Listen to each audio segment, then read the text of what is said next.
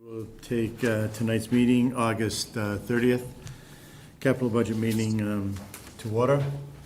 And I think first up, we might have Mr. Rigger from the Trails Committee come up, hoping that he's short and sweet and we can Yes, it will be very short and sweet. you take a seat up here and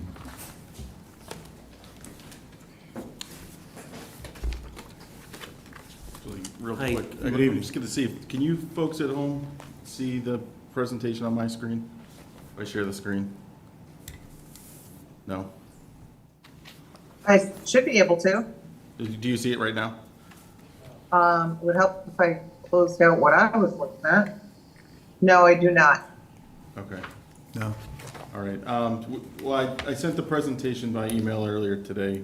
If you wouldn't mind just kind of going based off of that, then. Oh, wait. You got it. It would help if I shared my screen. Let me try that. Yep, you started screen sharing. There we go, got it.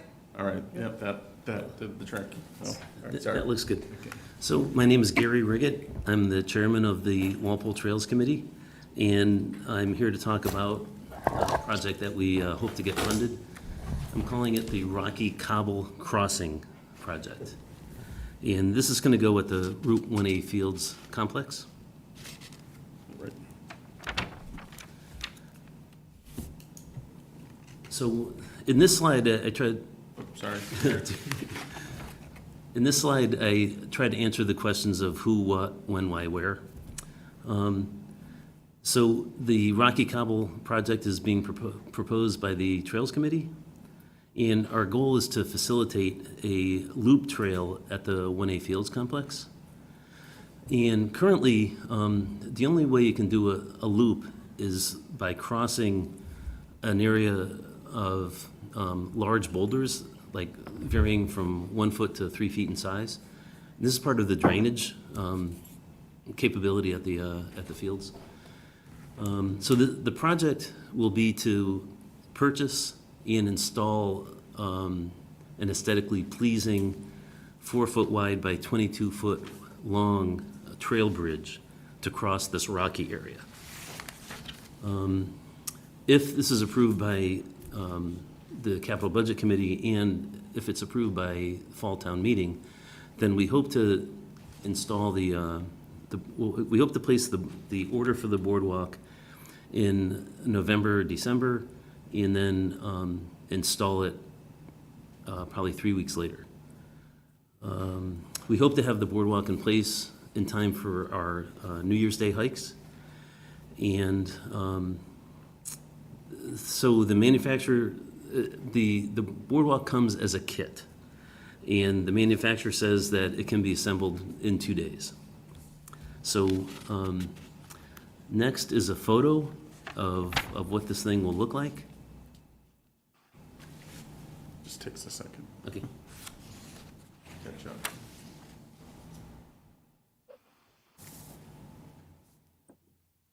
I like it. It's gonna come any second.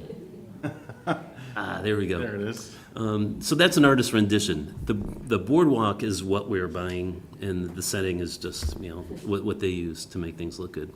So it'll have Trex decking, brownish in color, cedar railings, as they're shown there. And the frame will be made of pressure-treated pine.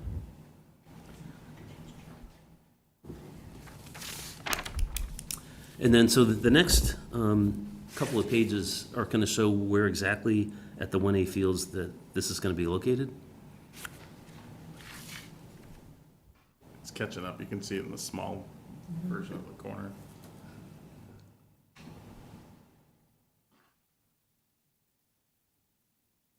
Why don't we move on? So, yeah, there's a couple images of where exactly this is going to go.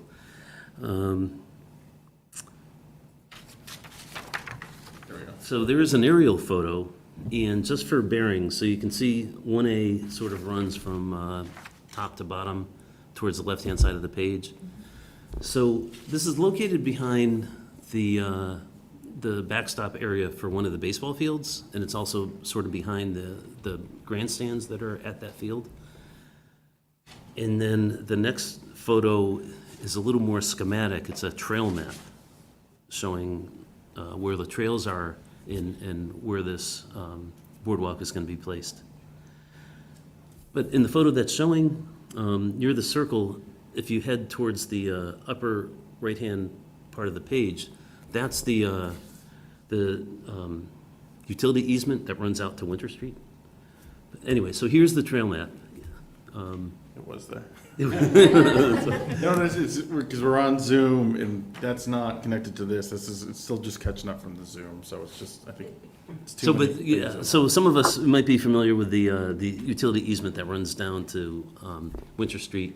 It's very close to a private driveway that's there.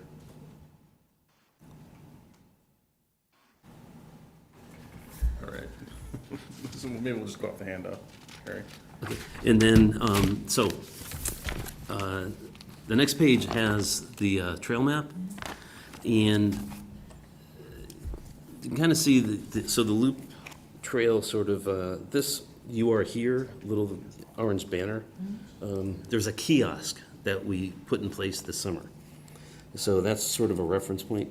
So the trail goes into the woods and comes out, and then you can see the straight line is the utility easement. So we want to be able to cross that rocky area and just form a nice short loop. And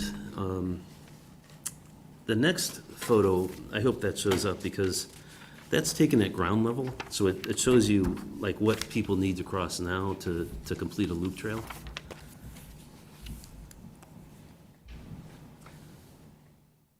It can be done on foot. I've done it. It's just not real pleasant.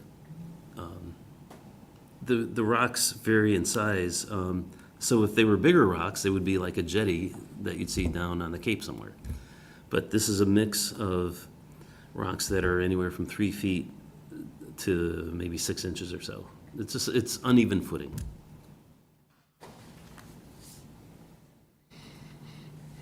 I think the slide I want is on deck. I can see it up there. It looks like it's going backwards, Gary. Actually, Gary, while we're waiting for that, now, is this handicap accessible or is it required to be, like, say, the slope on it? I mean, it will be. Whether it needs to be ADA compliant, I'm not so sure. But so the boardwalk is mostly a plateau, and then there's a few angled pieces that bring it down to So the slopes on ground. the side should be a 1-to-1, I think it is, right? Yeah, we would talk to the building commissioner, you know, obviously to make sure it would meet code. And then my other question would be too, is on the trucks, I know I have it on my deck and it gets quite slippery in the wintertime. It seems like it holds the water, so would this be slip resistant, this trucks? I don't know, maybe we can even ask Donnie, do they make a slip resistant? Other than, you know, the texture that they put on it, but if it freezes, it will be slippery. So, I have Trex at home, and if I don't shovel it, I don't plan on shoveling this. So, I mean, we have to brush the water off of mine, you know, because the sun doesn't hit it later in the day, and if there's any water, standing water on it, it would freeze, so I was just wondering, you know, if that could be an issue too, and if have it be slip resistant, you know? Well, I mean, one option, so Trex inherently has a kind of a slick surface. One way to make it slip resistant is to use pressure treated, and then to mix a little bit of sand in with a stain. I've done that before too, and that actually makes a pretty nice surface. I would be fine doing that. That would save us some money on the project. So if that's what you want to see. Well, I mean, it's not, I'm just bringing the question up, it's like, I just know how slippery mine is if we don't get the water off it and it freezes, so. I guess my thinking was, it's 4 feet wide, there's handrails, if it's a little slick.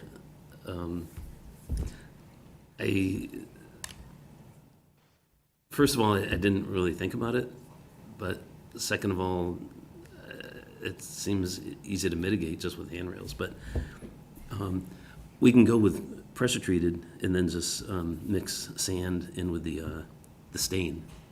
And that gives it a pretty nice surface, like sandpaper, like. If you don't mind, I'd ask Donnie again, do they make like a sand finish on any of these composite deckings, do you know? Not that I'm aware of, no. No. I think maintenance-wise, he probably would be better off if he went with the pressure treated. I know people think the Trex is a great product, but it does have a lot of downfalls. Yeah, I'm fine going with pressure treated and then treating the Like a surface. sandy, I think you can buy a paint for that too, right? It's something that, Yeah, actually, the additive for the stain is sand, but it just provides some texture. Right. Yeah, I can do that. So, okay. We use it in pools and the sloped areas. yeah, okay. And the last page is the one probably of most interest to the Capital Budget Committee. How much were they looking for? And so the quote we have is for $11,113. And the Trex adds $1,030 to that. So, yeah, we'd be looking at a savings of a little bit over $1,000 if we went just to PT, which is the standard material that. All right. Yeah, that's I'm totally fine with that, absolutely. Okay, Larry? It's it's covering, you're going over retention basin, correct? Correct, so yeah, so there's, at the field complex, there's a retention basin and a detention basin.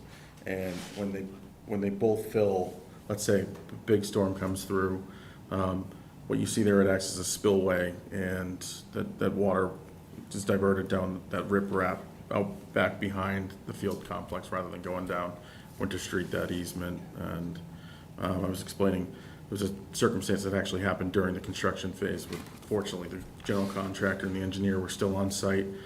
We had one of these big storms come through, washed out that easement, so we were able to go back to the engineer and say, let's take a look at this, make sure we're doing this right, and it involved the development of that basin the way you see it now with that riprap. So, I agree with Gary. I think crossing that by foot presents some safety concerns, especially if we're incorporating the complex into the larger trail scheme.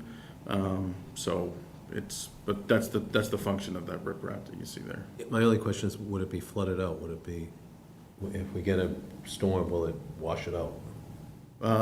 No, I don't think it's, so this photo with the the ground level, the water's designed, this thing is designed to channel the water through it. Okay. Where these rocks are big enough to remain behind. So, and the bridge would just sort of span it by a short distance, yeah. Okay, thanks. So, a little bit of feedback from a couple of, so my wife was hiking at 1A yesterday, and she said that the trails are very well worn, so they seem popular. And then also, one of the Trails Committee members was running a youth football camp at the 1A fields earlier this summer, and he noticed lots of activity.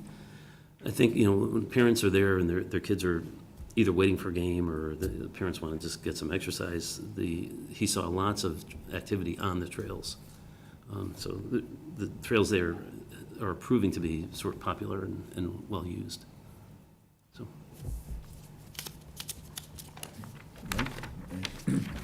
So is 10,000 enough? Well, you said 11,000, but 10,000 was a request and a recommendation, so can you do it for that, or? yeah, that'll be enough. That'll be enough. Okay. Sure. No, all set, thank you. Okay, thanks, folks. Thank you for Thank you for your what time. you're doing. Thank you. Thank you for Wait a what you're minute. doing for the. Thank you very much. Yeah. You're welcome. Doing great. Thank I you. don't You know, know, excuse me one second. I don't know, David, Leah, or Justin, do you have any questions? I just had a quick one, sort of semi-related. I had heard of a terrible, accident in Millis on a trail because somebody failed to, it's that, I forget the name of it, but it's the one that's connecting through all the towns. And a pedestrian, failed, or somebody on a bike failed to heed the, stop sign and just went out in the road without looking and was hit by a car. It just made me wonder, are there any intersections like that on our trails that may need some attention, like a bridge or another way over that is more safe?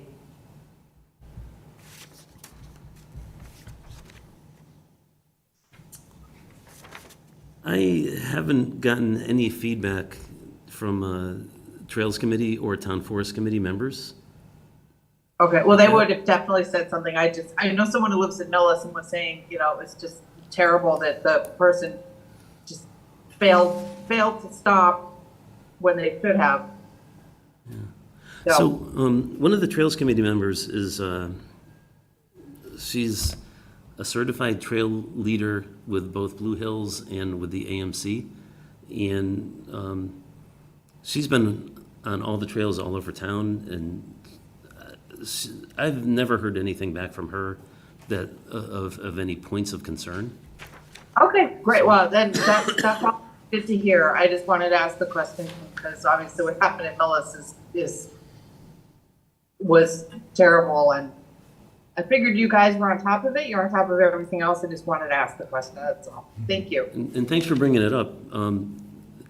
I think that Barbara would have raised issues if she had seen anything that gave her concern. But, Great. Thank you. okay, sure. Okay, we all set? Okay. Thank you, Folks, Gary. thank you very much for your time. Thank you. Thanks, Beth. Yep. And thank you for the job you're doing. Okay, building maintenance, next? That's where we at. Oh, wait a minute, no. Schools were next on the list, so with that. I didn't mean to overlook you. I won't take it personally. Organized here.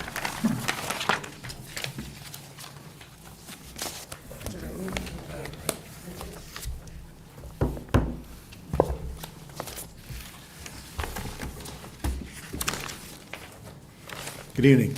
Good evening. I'm Mike Frischum, the School Business Administrator for Walpole Schools. This is Superintendent Goff for Walpole Schools, for the new members who don't know us. So we have a list of priorities here, 5 priorities that I wanted to review with you today. Our current list for this year's capital requests from the school committee. So our priority number 1, which I think everyone on the committee has seen before if you've been on the committee for a few years, is a Chromebook request. So the funds being requested were $300,000. The town administrator is supporting $250,000. The funds are being requested to support the purchase of approximately 900 Chromebooks, which equates to 3 grades in total. And they are currently at $350 per device times 300 students per grade times 3 grades. So it's approximately $300,000. Chromebooks are the primary device used by all students K through 12, and the expanded use of these devices began during the pandemic. If you've been on the committee for a few years, you probably remember our requests were smaller and also involved network infrastructure. Unfortunately, due to the increase in cost of the devices, this is solely for Chromebook devices. The school department over the past 2 years has added some of our equipment to our operating budget, which was discussed last year with the capital and finance committees. And that includes our Wi-Fi devices and our projectors in our classrooms. So we're beginning to follow that pattern of internalizing in our operating budget some of the equipment that we support year over year. The original request was for $300,000. We've agreed to cover the shortfall of $50,000 based on the recommended funding of $250,000 by the town administrator. These funds, the $50,000 that we're using to cover, are one-time funding that will not be available next year with the elimination of the COVID ESSER funding, which was COVID relief that was provided to schools that is ending at the end of this school year. So we were able to cover that gap with that funding source. Happy to answer any questions about Chromebooks. It's not on this sheet? Yeah, it's not under the schools, it was under, It is on So it Article is. 7. It's under the equipment on the second page. On two different pages. I'm sorry if I went out of order. Yeah, right. Sorry, shame on me. It's just two I spots. had trouble finding it yesterday, so. There was discussion about working this into your budget in the future. Will that be starting next year, or? That's starting this year, so the idea with that initiative is that it's a multi-year phasing in, so that's the reason behind the town administrator's reduction in the recommendation from 300,000 to 250,000. So last year was the 300,000, and I think the recommendation was 300,000. This year, the request was for the 300,000, and the town administrator is recommending the 250,000, so. So it would be from their budget, it wouldn't be coming through us, the Chromebooks wouldn't be coming through us? Difference in what the school department's looking to expend would be covered from the school department budget, but from free cash, what Jim's recommending is 250,000 from free cash. So it's just gonna take a few years for the school department to build that into their budget, rather than just kind of. So I haven't had that opportunity yet. So our budget request this year for our traditional operating budget would include that 50,000 in it, but I'm bridging that with 50,000 from COVID relief funds until we can get it in our operating budget. Okay, all right, great, thank you. Questions on the Chromebooks? Sure. David, Leah, Justin, question? Not from me. Okay, thank you.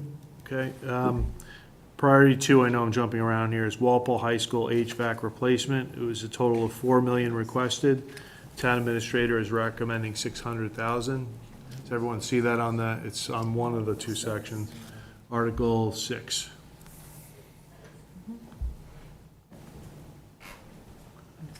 Good, okay. So, the request is 4 million, the support by the town administrator is 600,000. The vast majority of homes and offices today have some form of air conditioning, and the expectation that students and staff will work in non-air conditioned spaces for over 7 hours per day is no longer reasonable. Classrooms with excessive heat negate the benefits of quality instruction and exacerbate the learning loss that took place during the pandemic. Walpole High School's current HVAC systems are beyond the end of their useful lives, and this capital proposal is for replacing the current heating system and adding air conditioning to the spaces in the buildings that don't have air conditioning or spaces that have failing systems. School department is working with the DPW, Don Anderson, and it's obviously here tonight, and our new energy manager, Kathy Stanley, to investigate all funding opportunities to support this project. We have been successful with initial grant funding from several different sources. So although Jim is supporting 600,000, we have closer to $1 million available from grants in addition to the 600,000 of free cash being recommended. There's other opportunities that we're exploring as well. I could get more specific, but I think that the determination about how this gets addressed is still in play. It's a pretty thorough analysis. Walpole High School is an enormous building with different pieces that have been added over time, so they're all at different stages of age, and therefore are in differing levels of, I wouldn't say disrepair, but age. They're getting old. Donnie, I think, could elaborate on that more than I can, but I think it's suffice it to say that they're definitely going to need to be replaced soon. So with the 1.6 million that you hope to have for next year, would that actually get air conditioning somewhere? Or is this Yes. just the ductwork and everything else, or? What the plan is to work in phases. Okay. You know, with limited funds. Yep. You can't just jump in and do everything you want. So Right. whatever we're working with and working with our energy company for rebates, we're gonna do whatever we can. Okay. So, Mike, you said that this would be heating replacement also, so is this like going electric or something, or what is the outlook? I mean, you're on gas or oil now with your heating, and then you'd be converting over, is that what? So, yeah, currently we have gas-fired boilers. We don't have air conditioning in a lot of the building. The offices do obviously have some, the media center, there's isolated areas, but not a lot. The reason I don't want to get too specific is that there's a debate about, do we replace the current gas-fired boilers with gas-fired boilers, new ones, use that for heating or supplemental heating in the envelope of the building, and then use mini splits heat pump technology to work on the inside to do the air conditioning and some supplemental heating. So we're kind of playing around with that strategy because this technology is somewhat new. And so we're just trying to dial in what's the most effective way of doing it. I don't think that I would characterize us as saying we're a net zero building. We're not trying to achieve the same objective as the new middle school. We're just trying to create a comfortable environment for students and staff throughout the year, whatever time that is. And if they need to use it in the summer, there would be appropriate air conditioning for that summer programming. Yeah, because if you get into details, I know the newer schools, they're putting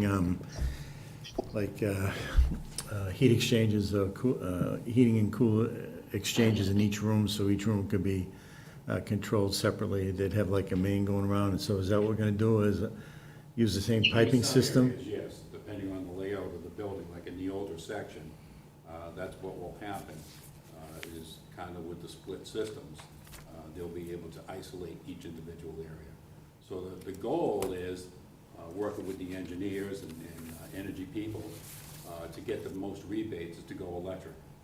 So as we go electric, we're also maintaining the boilers for these times of the years when you get below zero weather. We can still kick on our boiler for supplemental heat in the areas where needed. So we're not gonna just rip everything out and say, here we go, we're electric. Like you said, we're not going net zero. We're just trying to introduce air conditioning to make it comfortable, electric heat to get the green community grants, but we're also gonna maintain our boilers just in case we need them. I know my experience with the heat pumps and stuff is that it really doesn't blow out hot air, so even though you're warm, you feel cool sometimes, the air isn't warm coming out, so you usually need a sweater or something. And that's what the engineer was bringing to our attention, making sure that the benefit of keeping the boilers running is one of the things that they were working with. Right, so usually when you get down below 20 or something, that the electric isn't very efficient at the heat pumps, so. Because there's not a real warm air coming out. The other thing I would say we're pursuing, it's not in this, but separately is weatherization of all of our buildings. So going in, replacing, old caulk, weather stripping on doors, insulation in ceilings, just the low-hanging, easier stuff that's, not super costly, but has a nice impact on their budget and makes the buildings more easily, usable for heat pump technology and that kind of thing. Great, thank you. Larry? If there's still a strategy to be determined or a game plan, how did we come up with 4 million?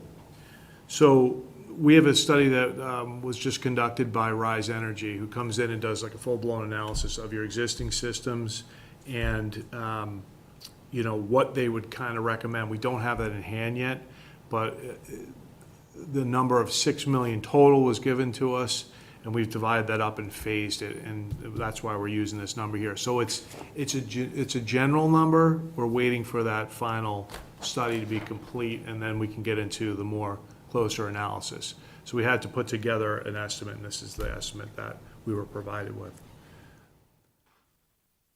Would it make sense to incorporate this into the high school renovation that seems to be coming down the road? I mean, I know we had this experience. I'll go back to the auditorium. I remember they wanted to put AC in there, which was, believe me, warranted. And we said, wait till we do the roof. Instead of doing it now, roof was gonna come for repair in a couple of years, let's do it then instead of ripping it twice. So would it make sense when you're, in a sense, opening up the envelope maybe of the building or doing major work to incorporate this into that plan?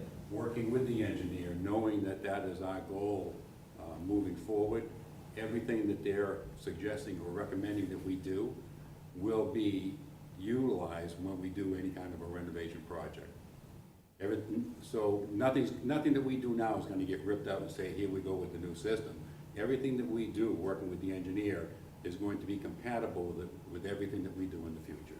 So the designer, TAP A, who's designing the high school renovation, Ed Reno, is privy to this information. They don't have it yet because the study isn't complete, but when it is, the lead architect, Chris Splesson, will be looking at that, incorporating that into the design proposal for the Ed Reno at the high school. So it will all be tied together in one comprehensive package.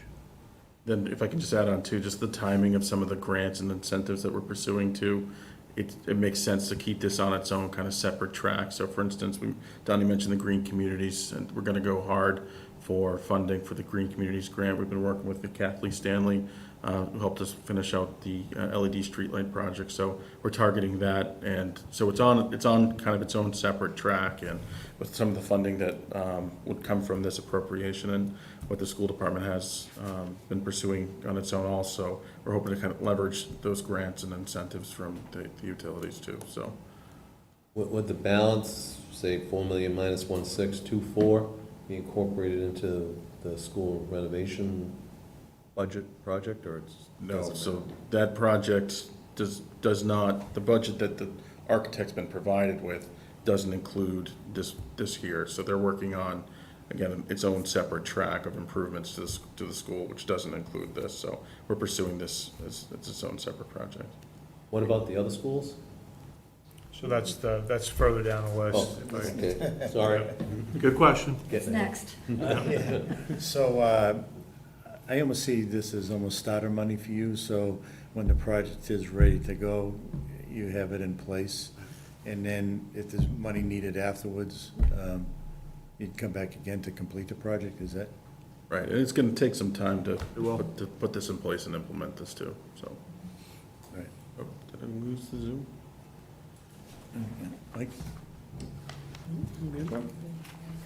I have one question for the town. Oh, all right. Why only 600 when they,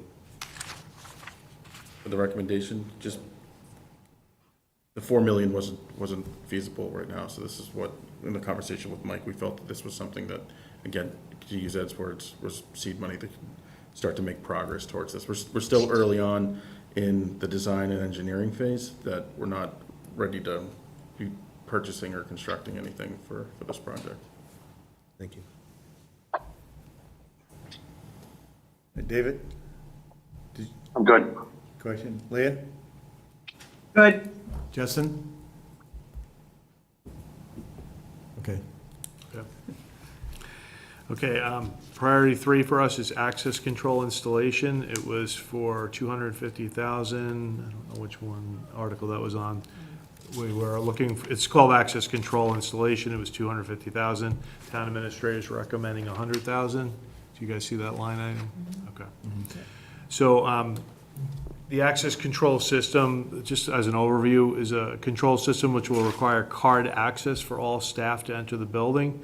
This system will significantly improve the safety of each of our buildings and will be the same system that will be installed in the new middle school.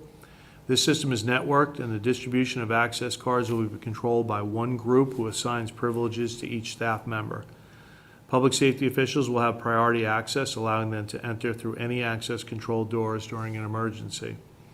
Door alerts are provided if a door is propped open, and our current camera system will eventually, which is not included within this request, be coordinated with the new system to provide live video of a door that has been left open. So when a teacher were to prop a door open, the alert would trigger on a secretary or a principal's laptop or desktop, and then the video camera would come on and display it, so you could actually see what the issue is with the door. The school department was recently awarded $145,000 of grant funding to support this initiative, which is estimated to cost $178,000. The additional funding of $67,000, so above what our need is, will be utilized to facilitate interconnection of the cameras in each building, which was not included in this estimate.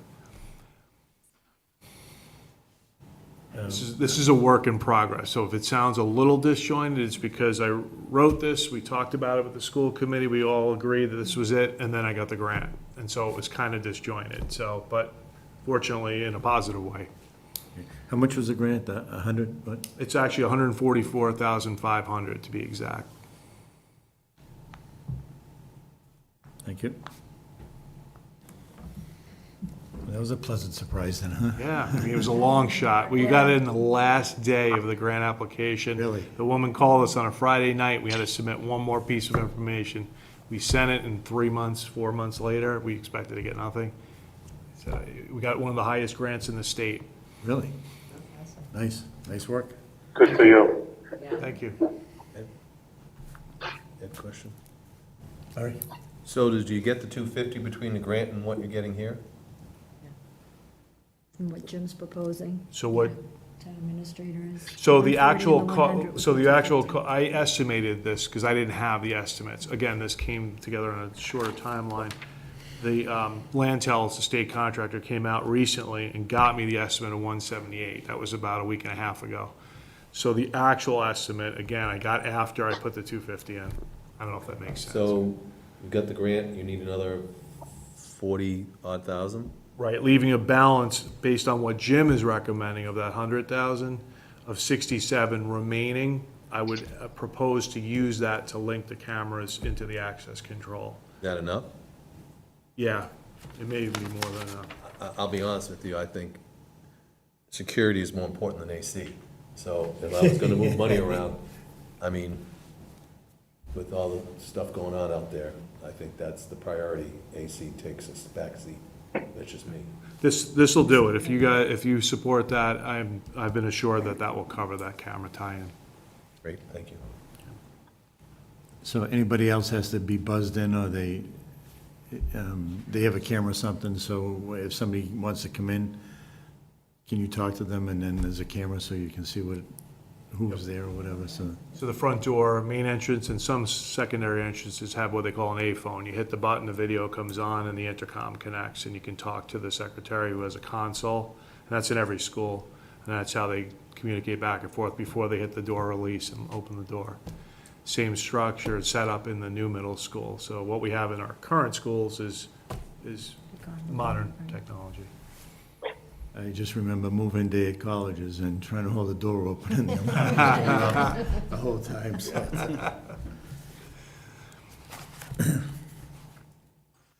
Just so you know, Ed, at that point, you were the security breach. And you'd be on camera when this is done. I don't think they had cameras back then, so. Okay, next, modular classrooms, I guess. Okay, so priority number 4 is the Daniel Feeney Preschool expansion of modular classrooms. The proposal, the estimate was 800,000. Town administrator has recommended not funding this item.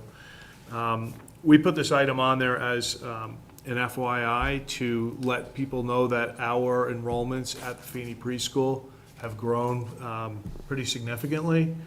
We're seeing a lot of students that are coming in with growing needs that we didn't see in the past. The Feeney Preschool is really designed to be a special ed program. There are regular ed, general ed students who benefit from those services because they can attend the program as peer models, but the real intention of that program is for special needs students. So that population is growing. We currently are not at critical mass. We still have a bit of capacity, but we see that as those numbers are growing, we're going to hit the ceiling of what Elm Street / Feeney Preschool can support square footage wise. So we're kind of raising a red flag to let people know, and that was the intention of this. So I just want to kind of review this. And I wanted to point out modular classrooms. There's always been a discussion about the classrooms at Old Post Road as being portables. They're really modulars, and so this is a modular classroom, meaning it's permanent. It's not intended to be removed. So I just wanted to distinguish that. Feeney Preschool has experienced growing enrollments over the past few years, and that trend is anticipated to continue. The program is constantly reallocating space to accommodate the growing needs of this population, but the school department is concerned that the eventual Eventually, all space will be utilized, and there will no longer be space available to deliver these mandated services. The school department continues to monitor enrollments at the Feeney Preschool, but will be required to provide the services needed to meet all students' needs, whether space is available or not. This proposal is to add 2 modular permanent classrooms to the Elm Street School. The initial estimate was approximately $800,000 and would meet the needs of this population in a modern, appropriate space. If you're familiar with the Elm Street School, there's a Feeney kind of wing to it, then there's a link, we call it, with a glass hallway that goes down, and that introduces you to the Elm Street School. Off of that hallway would be 1 modular behind and 1 in front. So if you pull up to the front in the circle to Elm Street, you'd see one of them. Behind on the other side of the link would be the secondary one. Donnie, I think you were part of that meeting as well. We did talk about the feasibility of placing those 2 there. It didn't seem like that was a insurmountable obstacle, but Donnie was part of this. John Quealy was also our special ed director, part of that discussion, which was about maybe a year ago at this point. No, it was feasible, they sized it. Yeah. I just want to point out that we always call them portables, only because it was easier to spell. You know that you're not gonna move them. It's good to have Donnie here today. Is that what you think? So that'd be like 2 full classrooms, right? That's okay. Yeah.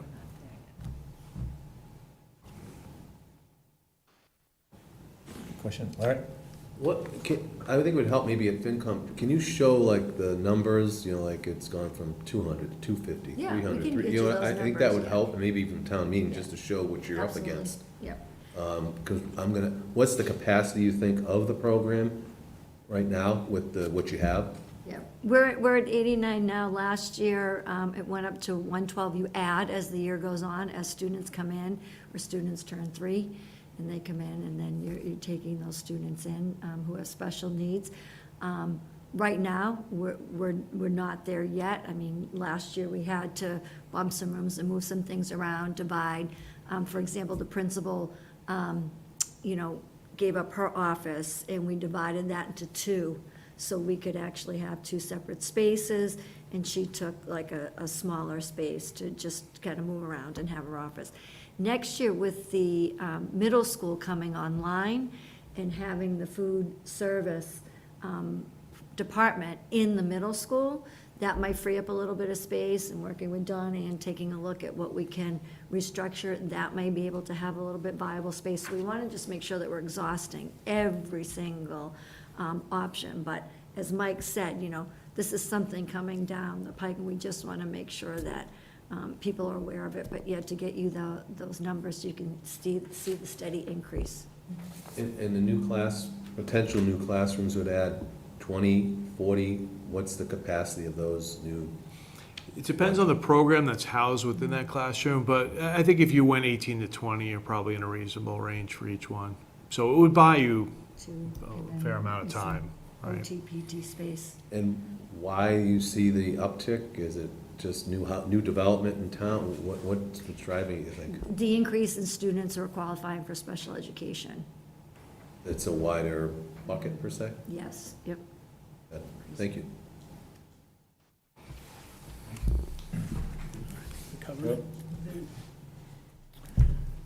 David, Leah, or Justin?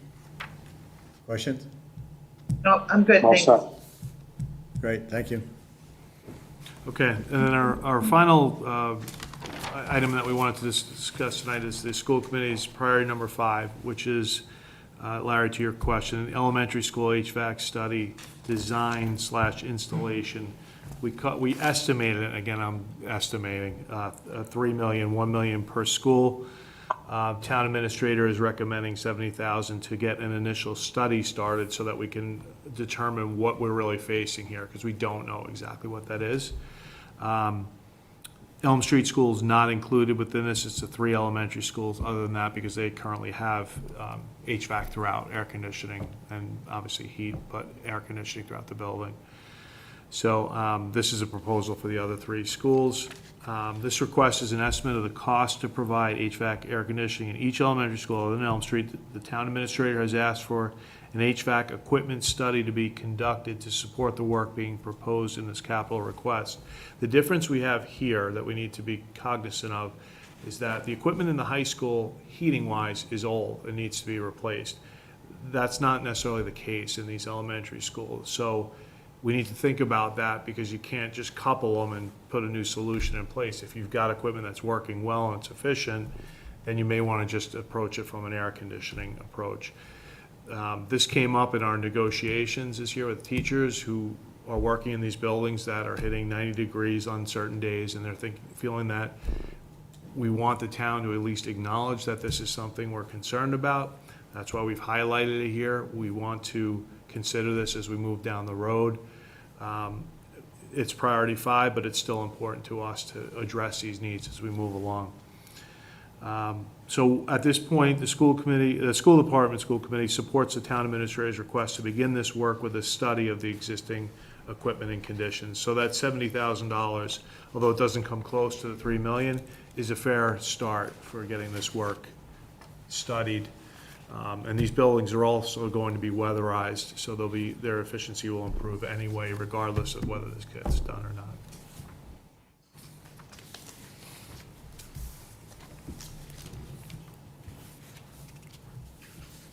And so we really have to wait for the study and see what type of system that they recommend, most efficient and worthy of grants. Can you share the study from the high school one? Was there a study done? There is a study being done. Being done. We were hoping to have the final results weeks ago, and for whatever reason, it's being held up. Kathy Stanley, our energy manager, is pursuing RISE to say, come on, guys, let's get this information together, because we want to share it with TAP A, the designers for the high school at Reno, so they can incorporate it in there, and we're not duplicating effort, so. Town meeting may want to see it, just more information about it.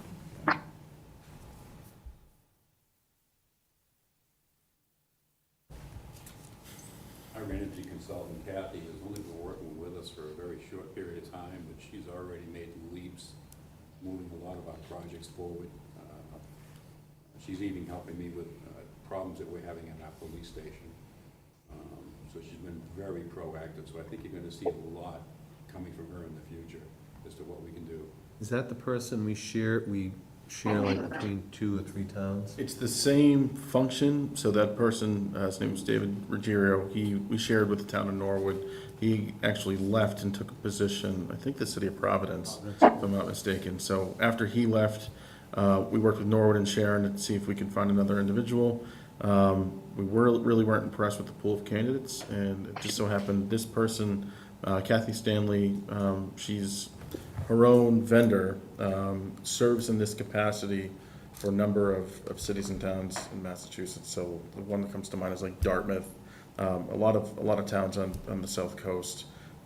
So she kind of she saw the posting for the position and sent us some of her materials, and we had a meeting with her, and very impressed so far. Very hungry, very knowledgeable for the incentives and what we can try to leverage, and the Green Communities Grant Program, and she's got her finger on the pulse of all the changing standards and regulations at the federal and state level.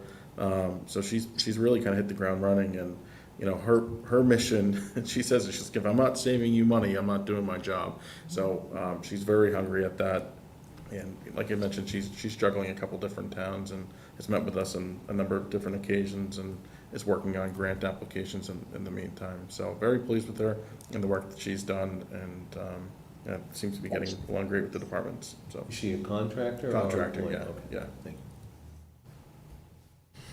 you. Okay, good. Any questions? No? Questions?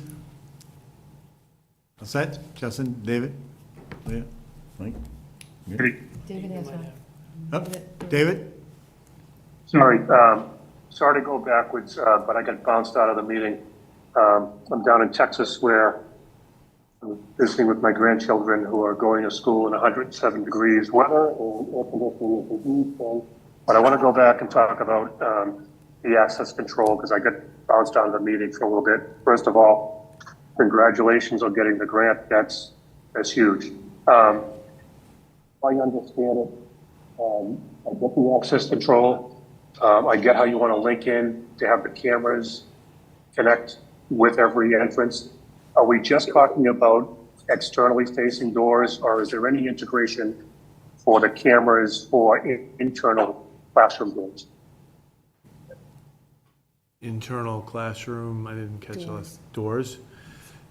So our cameras are limited to the hallways. The cameras that we're focusing on now would just be for the access control doors, so that only the doors that are being controlled by this system is a proposal. We could look at, I guess, all exterior doors, but if they're not linked, I don't know how the system would know to focus in on that. So how many, I'll take the high school as an example, the front door, main entrance, the gym, the entrance to locker rooms. What other access points are there? So we're talking solely external entrances and exits. So I think the high school has currently 6 doors that they're interested in, Okay. in having. So that depending on where, because it's such a large building, depending on where you're parking and coming in, to give somebody easy access to that through a card controller is pretty straightforward. So we've hit every area that the teachers said they'd like to see and the principal and administrators have. Okay, great. Thanks, and again, congratulations. Great job. You good? Thank you. Thank you. Thank Well, we you. just want to recognize the school department for being here on the first day of school too. And, preparation and no days off, right? No days off. You planned it that way, right? So I appreciate their flexibility meeting with us tonight on the first day of Okay, school. thank you. So, thank you.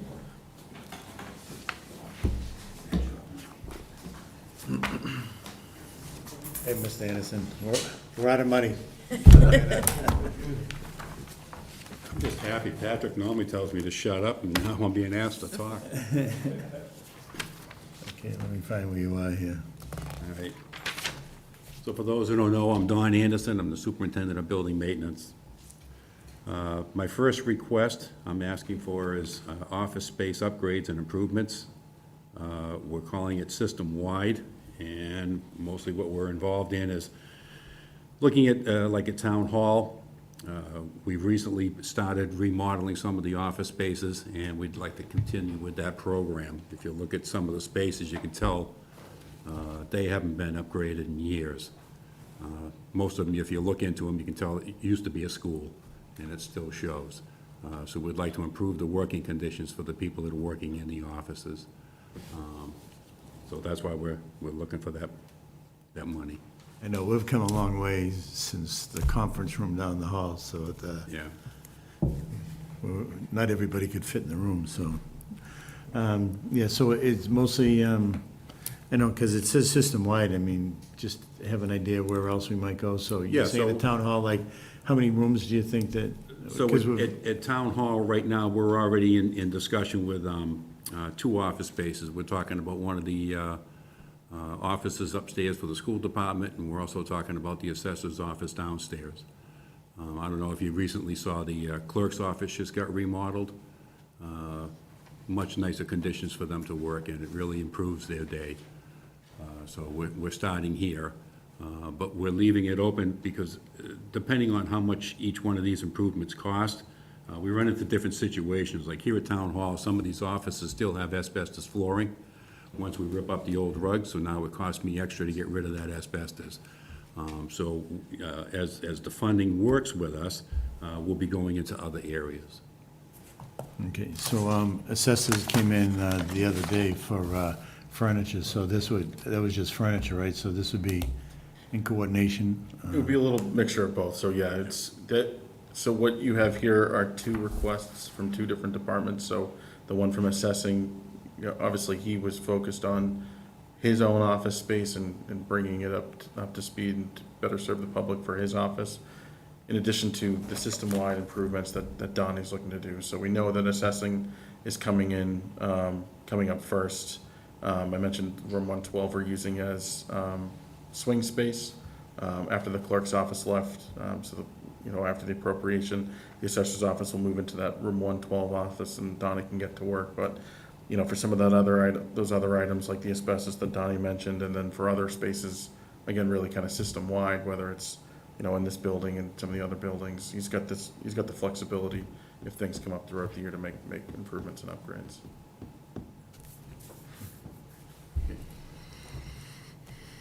But we kind of ran into that situation with the clerk's office. I thought we did a very nice job remodeling the office, but we didn't have the funding to buy furniture. In the last minute, it became an issue of a nice office with all the old crap being brought in. So fortunately, working with Patrick and everybody, they managed to set themselves up a little nicer. So that's why the assessors is trying to move forward. All right, great. And, Okay. no, go ahead. How much did we spend last year on this approximately, or this budget? A lot of the work in the clerk's office, we were able to do in-house. All total, I think that room down there, because I did have asbestos tile that we ran into, I think that office cost me about $65,000. So is this for in-house labor and materials, or It's do we for both. outsource? It's for both, Okay. yeah. Yeah, and I'm gonna go off the tangent here, because the school department's here, it made me think, what are we doing with Johnson? We're working on a lease agreement with two of the education cooperatives, right, or collaboratives, I always get those two words mixed up. So we're working on an external lease, a third-party lease Will the agreement. tenants pay for any improvements, or is that something we're obligated to? We're still working through that. Thank you. Any other questions there? So, so is there any other places, or you just concentrated on the town hall with this request? So we're focusing, right now, we're focusing on the town hall. But there are gonna be other areas that we'll be going into, like believe it or not, the new chief would like some work done over in his office. Nothing major, but I've got some money here, so I'll be able to go over and accommodate him, making a few changes and keeping him happy. We're also looking at a little work over at the East Fire Station that we're gonna be doing down there. If you've driven by the central fire station and have been able to make eye contact with Chief Bailey as he was sitting at his desk, you'll know what kind of a fishbowl that office is for the fire chief. So you can drive by and literally make eye contact with the Yeah. fire chief. So the new chief wasn't feeling too keen about that.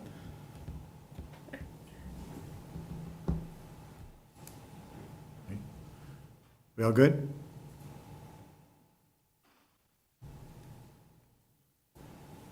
Okay, so if we'd like to look at number 2, we're calling it painting and repairs system-wide. The main locations that we were looking at right now are the cupola, the large cupola at the top of the Plimpton School. We've noticed we're having some issues with some of the woodworking falling off of that. So we want to get up there, we want to do some repairs, and then we want to get the whole thing painted up and sealed properly. And then the other one we want to look at is the front of the high school, the original building.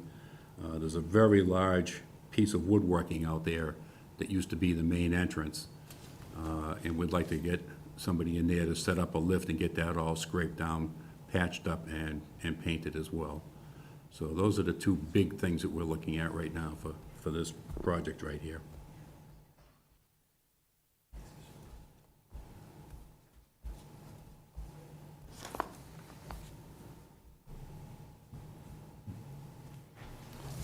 You still identify them as the old section, new section at the high school, huh?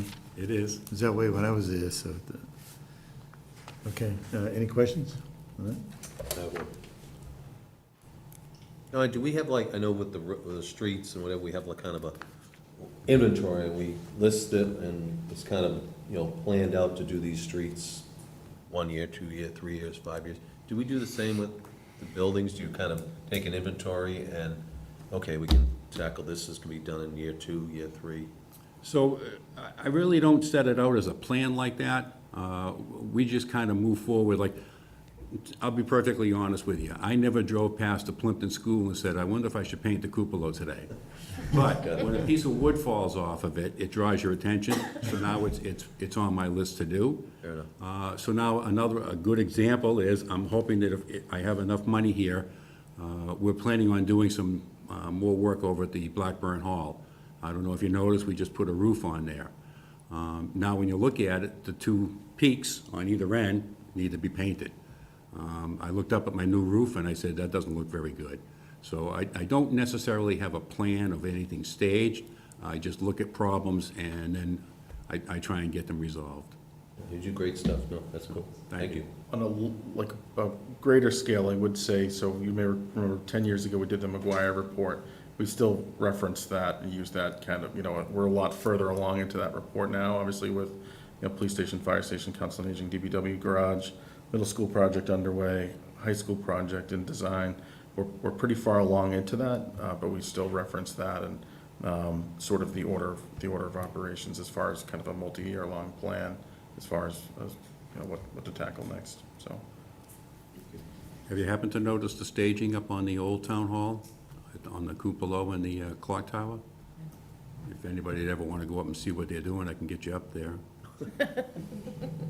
On the outside? Get your Yeah. life insurance renewed. Pass. Okay.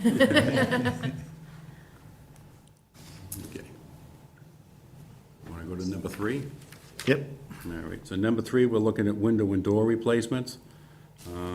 I've done this a couple of times now.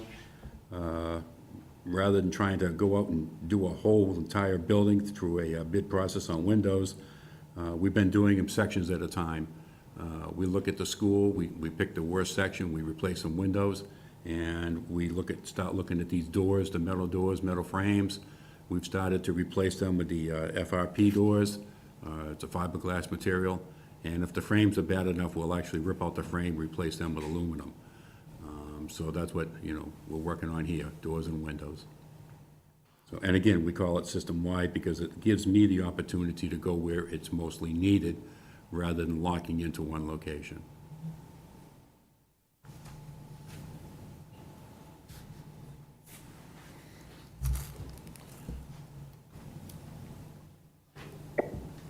It's a lot of doors and windows. A lot of buildings, Huh? 8 schools.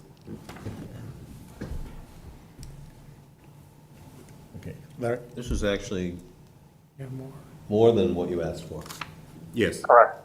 It is, and I'll address that. So if you've driven by Station 2 in East Walpole Fire Station, you may notice that the 2 doors there, one of the doors sustained an accident last fall. I want to say October timeframe. Yeah. So when that door was rebuilt, it no longer matches the other door. And Donnie, I don't know the name of the, kind of that architectural element, the door shape. Right, so the doors originally had arches in the brickwork. Thanks. Complex architectural term, arch. It Thanks, was an Donnie. arch, only because I couldn't draw a straight line. And the arches were the problem, because as they came down on the corners, it was the corners of the trucks that kept hitting them. So what we did was, we had engineer design it, and we took that out and put in a steel header and made a straight opening, which is much easier to get in and out. And it works so great now, we'd like to do the door that's beside it the same way. Because they got a new truck coming as well, so they're kind of concerned. They keep asking me about it. So Jim took my original bid request, and he upped it for me to help include that project to move forward. Do we still use that architect? No. Good, No. thank you. Larry, you were here last night. I don't know if you saw the photos too. Those 2 engines that Donnie just mentioned just arrived yesterday too. So I don't know if you saw the photos and the emails that I sent yesterday, but sharp looking engines. So. I read the thing, and then by the time I get done, I forgot to go open it up. Gee.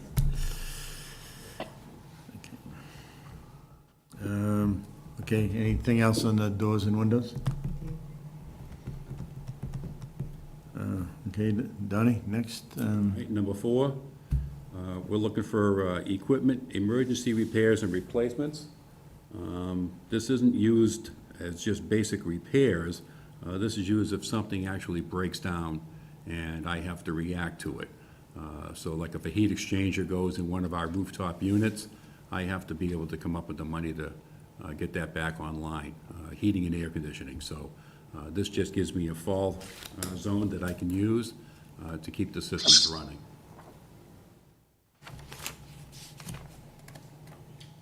Did we, is that a stand, every year like 150, just to give you a cushion? It changes depending on what we have for funding to work with.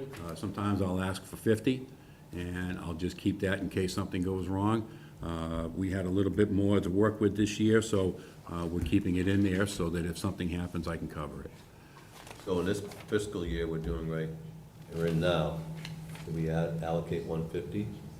You know, so we've had, well, I think we've had previous appropriations that Donnie's able to draw from, so it's more just. Leftover? Exactly, Or- yep. So as those accounts get expended, he'll come back, you know, essentially to ask for more money to continue for those emergency repairs when they take place. So in the current fiscal, well, we're not done. So what did you spend in prior fiscal year in emergency? Really, I know it's random and it varies, but I'm just curious. Right, I think last year, I think it was around $40,000 to replace the water heater down at the Old Post Road School. It's not like your house water heater, they're much bigger. So, did you had this request last year, Donnie? Did you have a request like this last year, or was everything specific? As you I said? usually keep it system-wide, Yeah, and used it all up from Yes. last year? yeah.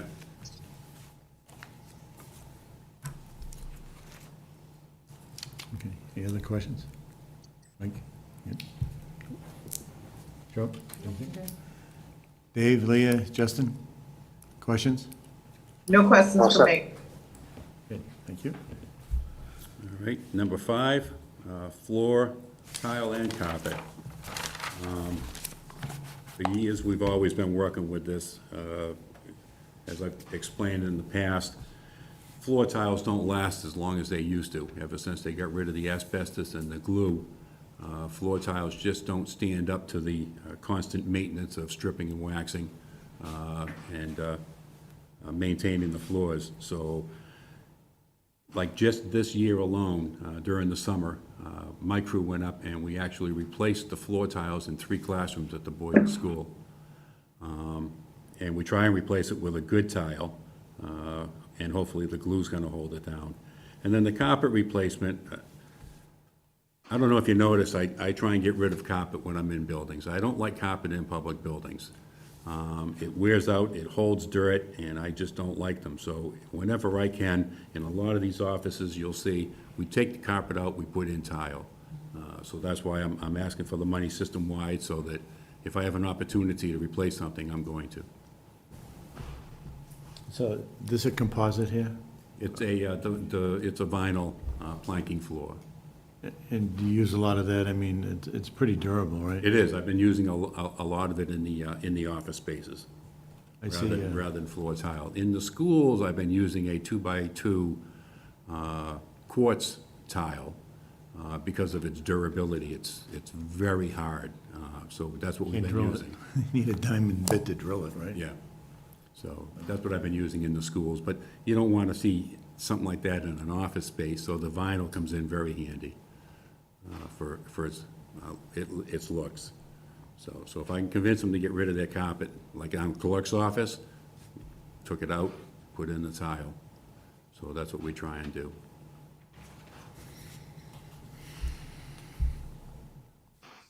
Questions?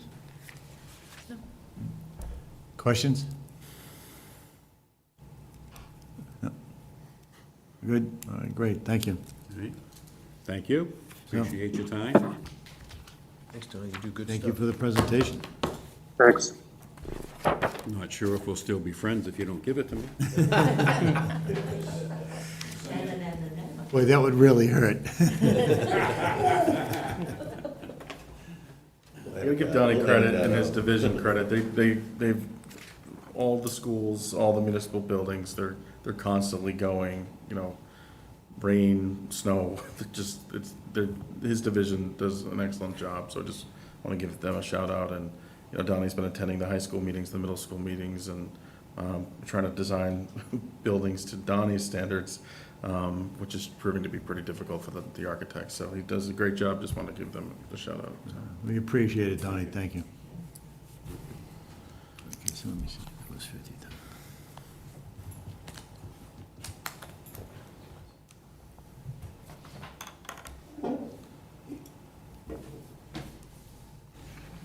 Okay, so, So that's it as far as the requests go.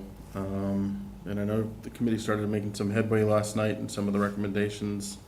So if you're so inclined, start taking up, finishing off the recommendations tonight. so we can probably go right to Article 6, right? Right. And, Just to let you know, I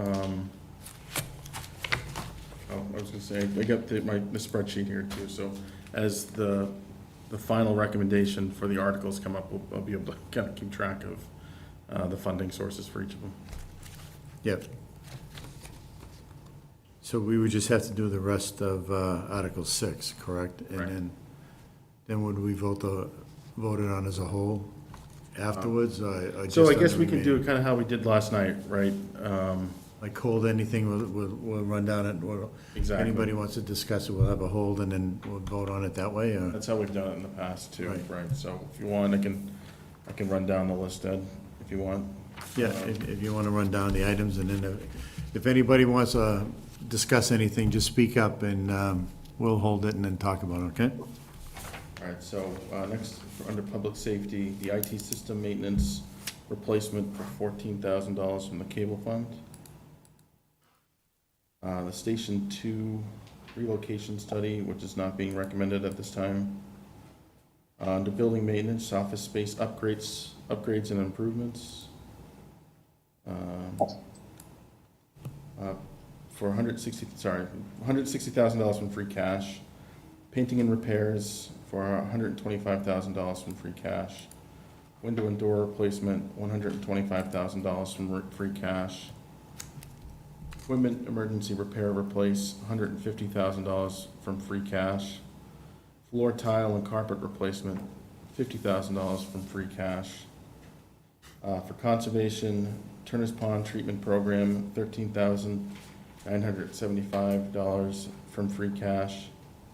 Clark's Pond Treatment Program, $12,580 from free cash. Memorial Pond Treatment Program, $15,407 from free cash. Trails, the bridge for the crossing at the stormwater basin, $10,000 in free cash.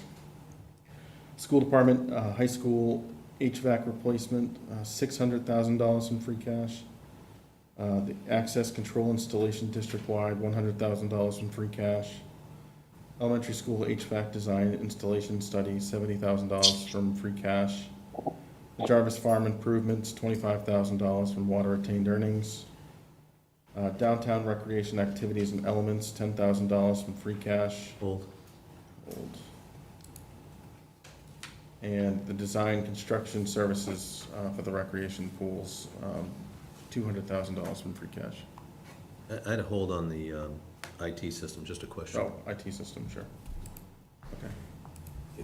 So you want to discuss that now? Yeah, And then we'll take the yeah. vote, yeah, all right. The cable fund? Yeah, so this is On the something police, that's, yeah, this is something that we've used in the past. These are the subscriptions that come from the Comcast and Verizon. So we've typically used that account for communications and media. So actually, I was looking through today. So we've actually funded in the past school projectors, high school signboard, school computer technology, lab equipment. I don't mean to pick on the school department, but. For the studio and all that, I think. No, this is for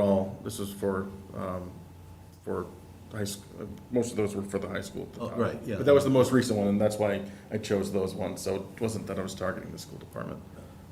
How much is in it? As of today, $1,015,995. So this is the subscriptions that come in through the cable, and what that funding does. This is part of, when we go to Springtown meeting, the appropriation for local media budget every year, which includes also capital investments on their behalf. That's that same fund. Good. And then I think the next hold was the recreation Well, activities. it was brought up at Finance Committee the other night, something about that, and I'm just talking because it was mentioned that that whatever was proposed last year funded hasn't arrived yet. And the comment was, can we see how that goes before we do another 10?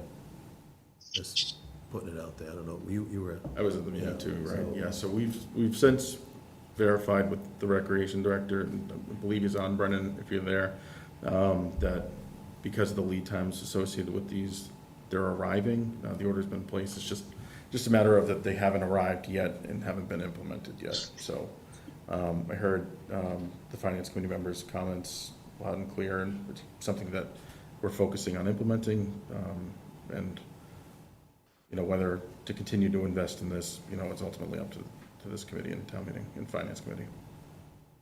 Thank you.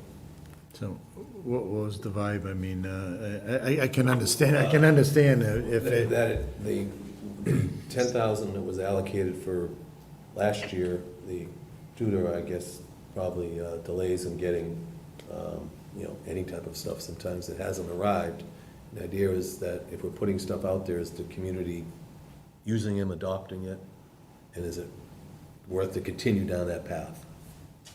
I'm paraphrasing, I'm probably not doing. No, I think fair those justice. were that was the gist of the comments, I think, Monday night. I suppose, one alternative is if the rec department, what we will have is, we'll have these items in place prior to town meeting in the fall. And if it's something where, let's say, the town meeting appropriates this funding for these items, if it's something where they're not as popular as initially intended, we could hold off on placing that second order and return that money, so. I'm just mentioning it. Okay. And it can be probably further debated at FinCom and town meeting. I'm fine with the ask. Okay. Justin, do you have anything to add on that? Brendan, I think. Brendan, are you still on? I mean, Brendan, I'm sorry.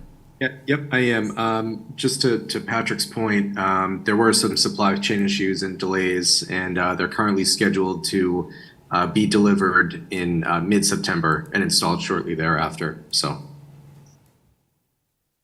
I'm good. Okay. Thank you. Okay, thank you. Okay. Any other questions on any of the items? So we're good? So did you add up the free cash yet? Because. So, we're leaving the recreation activities as is. Article 6 funding sources are $261,000 from water retained earnings, $1,896,762 from free cash. I'll repeat that. $1,896,762 from free cash, and $14,000 from cable, for a grand total of $2,171,762. Okay, so we are gonna make the motion to vote the whole article, including what we voted last night? Correct. Okay. I will, so move that motion. Okay. Second. Larry, you second. And so there's no further discussion. We'll take roll call. Cheryl? Yes? Mike? Larry? Yes.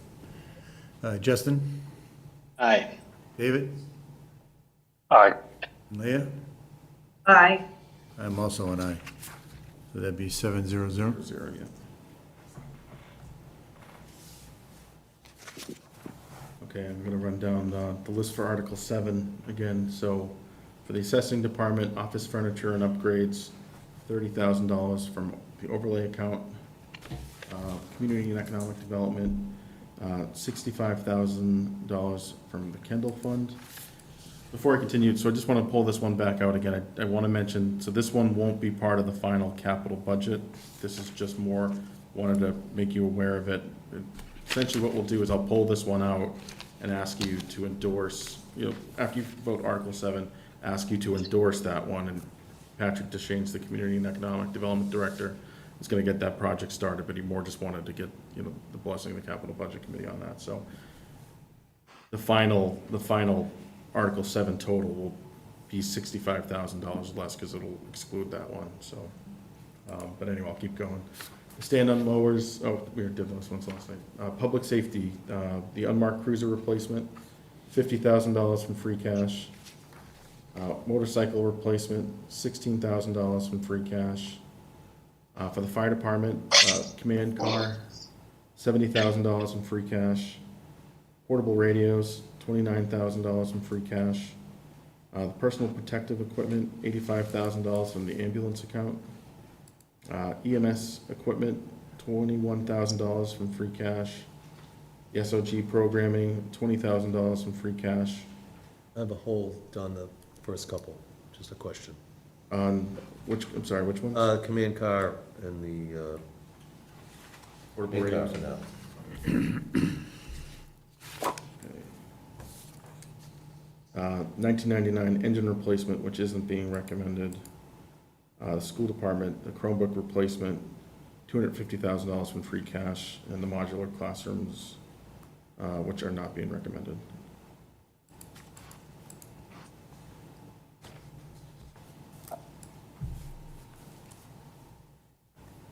Were all the other Sorry. items last night Excuse voted me? on? Were all the other items, the leak vacuum, Yeah.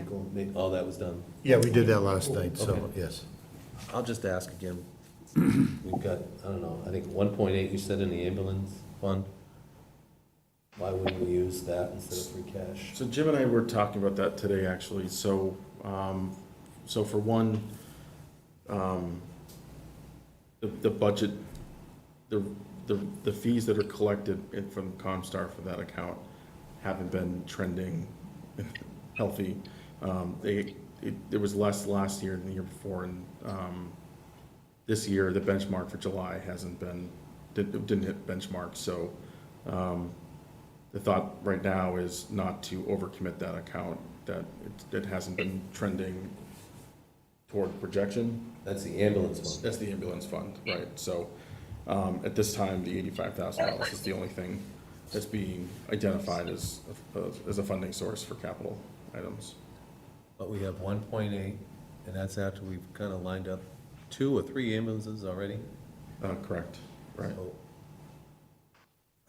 So, but then we, but there's 800 already, 800 of that is already Spoken for. allocated, right? That's net. 1.8 is after that allocation, I believe. Is that, Right, right. Yes. oh, that's after the allocation, so that's, And oh, it's- I thought when we discussed the other night, it was, And it's a capital fund, I thought. Well, that also supplements the operation. Operating. So, yeah, when town meeting votes on the budget in the spring, it includes, the way it's listed, taxation, X number of dollars, ambulance account, X number of dollars. So it also supplements the operating budget. Okay, so how much of, say, 1.8 will go toward operations and how much is left for capital?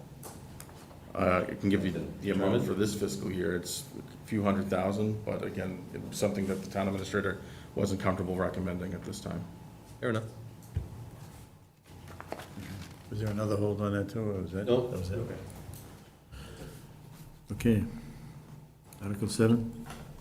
Right, if there's no other holds on anything, so for Article 7, the funding sources would be $30,000 from overlay, free cash, $1,473,000, ambulance account, $85,000, for a total of $1,588,000, which you'll notice excludes the $65,000 from the Kendall Fund.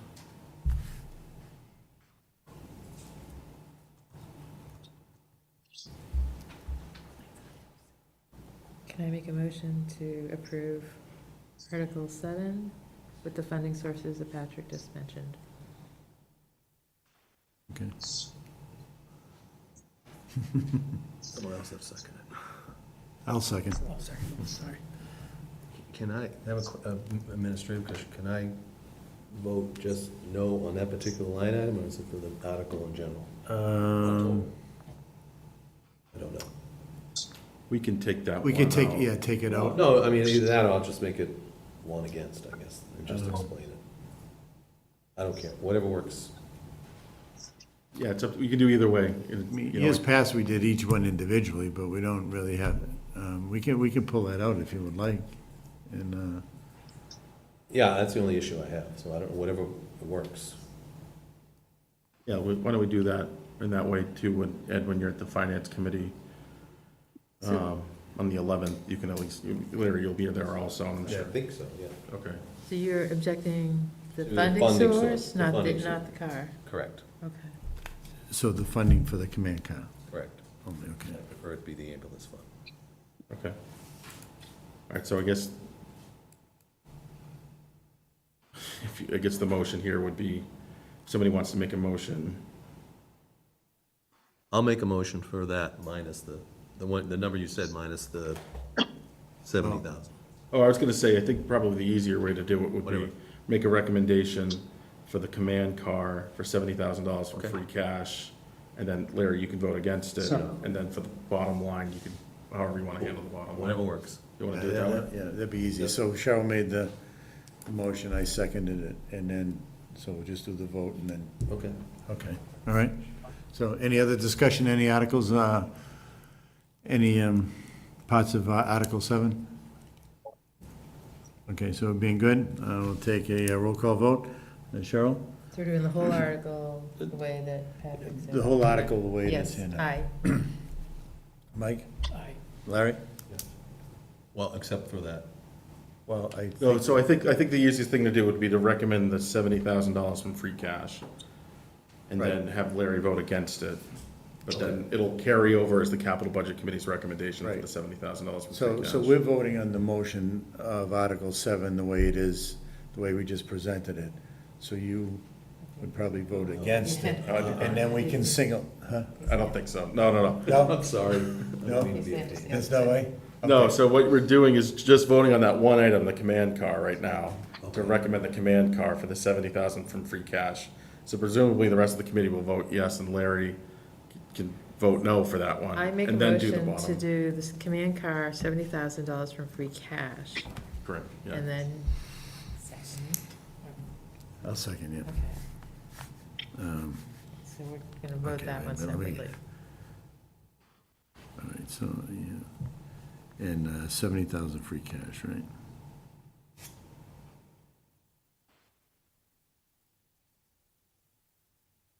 Okay. So she Then a made the roll call motion, I vote, yep. second, for the $70,000 for the commit car from free cash. Cheryl? Cheryl? you Yes, vote? oh, sorry, aye. Mike? Aye. Larry? No. David? Aye. Justin? Aye. Leah? Aye. And I will be an aye also. So that vote will be 601? 610. 610, I'm sorry. Okay, in which case, the Article 7 funding sources are $30,000 from overlay, $1,473,000 from free cash, $85,000 from the ambulance account, for a grand total of $1,588,000. Okay. Make a motion. Favorable action. Larry makes a motion favorable action. Seconded? Mike beat you to Yeah. it. Okay, okay, so, all in favor, Larry? Aye. Yes. You have to say. Oh, yes. The, Mike is aye. Aye. Cheryl? Justin? Aye. Leah? Aye. David? Aye. And I would be an aye. Say no? I said aye. Oh, I think you said an I'll be a no. Oh, no, no. Oh, maybe your head went down, okay. We're done? Yeah, so with the Articles 8, 9, 10 having been voted last night, yes. Yeah. That's it? That's it, yeah. Woo. I guess we can stay friends. I'll make a motion to adjourn if that's appropriate at this time. Seconded? Before you do, I just want No, a do we- friendly reminder, Meetings?